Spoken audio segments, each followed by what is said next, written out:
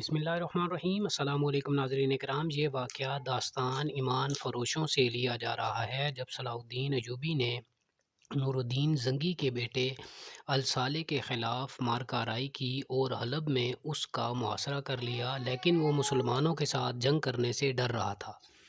मेरे रफ़ीक़ों, मुझे कोई यकीन दिला दे कि मैं हक़ पर नहीं हूँ तो मैं अभी अपनी तलवार अल-सालेह के कदमों में रख दूँगा।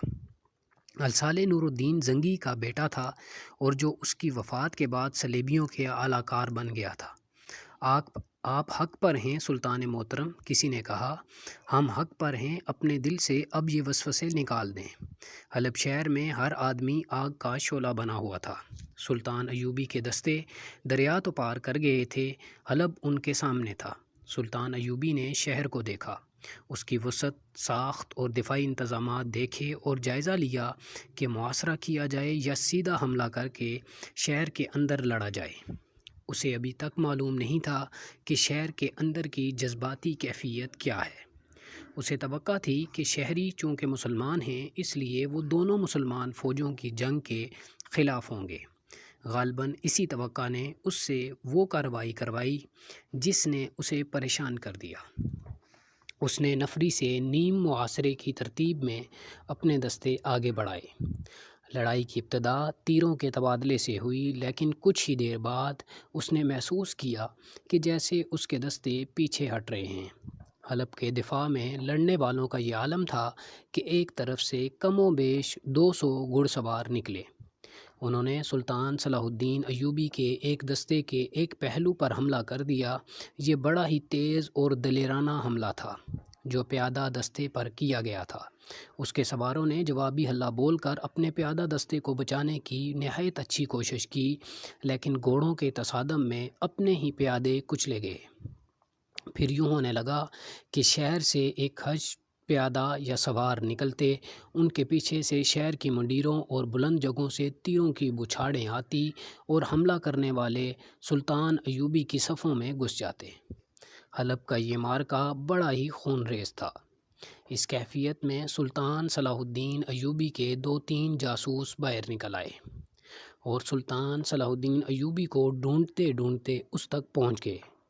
उन्होंने बताया कि शहरियों को किस तरह उसके ख़िलाफ़ भड़का दिया गया है और शहर के दिफा में लड़ने वाले इतने फ़ौजी नहीं हैं जितने के शहरी उसके ख़िलाफ़ हैं।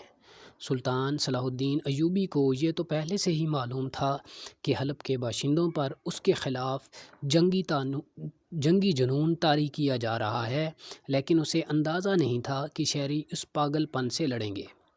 वो उनकी दलेरी पर अशश कर उठा, लेकिन बड़े अफसोस के साथ कहने लगा, ये है मुसलमान की शान, इनका अस्करी जज्बा देखो। कुफ़ार मुसलमान के इसी जज्बे को ख़त्म कर रहे हैं।